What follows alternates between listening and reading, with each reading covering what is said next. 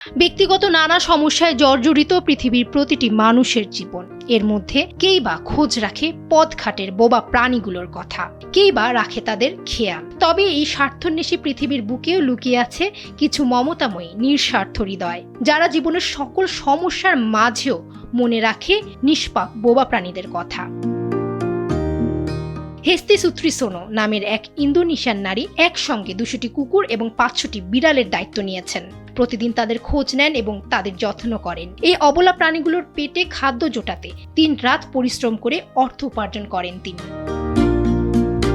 হেস্তির জীবনের যেন একটাই উদ্দেশ্য, এই অসহায় প্রাণীগুলোর যত্ন রাখা। নেকাবের ফাঁকে 2টি চোখ যেন মায়া দিয়ে ভরা। তাই তো তাকে দেখলেই কুকুরগুলো খুশিতে আপ্লুত হয়ে যায়। কেউ বা প্রচন্ড চিৎকার করে লেজ নাড়তে নাড়তে ছুটে আসে, আবার কেউ বা শান্ত হয়ে অপলক দৃষ্টিতে তাকিয়ে থাকে তার দিকে। হেস্তি নিজে খাক আর না খাক, সে অবশ্যই নিশ্চিত করেন যেন তার কাছে থাকা প্রাণীগুলো খাবার পায়। এর জন্য তিনি নিজ হাতে পাঁপড় তৈরি করেন।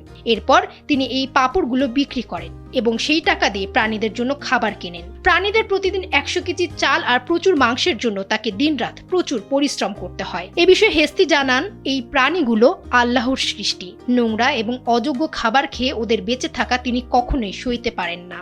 প্রায় সময় এই প্রাণীদের খাবারগুলো ফুরিয়ে যায়। তখন হেস্তি নতুন করে পাঁপড় তৈরি করে সেগুলো বেচে টাকা এনে কুকুর বিড়ালদের খাবারের ব্যবস্থা করে। হেস্তি তার এই আশ্রয় কেন্দ্রটির নাম ভালোবেসে গ্রিন হাউস রেখেছেন। এই আশ্রয় কেন্দ্রে কিভাবে এই প্রাণীগুলো এসেছে এমন প্রশ্নের জবাবে তিনি জানান, অধিকাংশই রাস্তা থেকে আসা বা পরিত্যক্ত প্রাণী, যাদের থাকার কোনো জায়গা বা আশ্রয়ের প্রয়োজন ছিল। আবার এমন কিছু প্রাণী আছে যাদের মালিক ছিল, কিন্তু নানা কারণে তারা শেষ পর্যন্ত হেস্তির কাছেই প্রাণীগুলো সঁপে দিয়ে গেছে।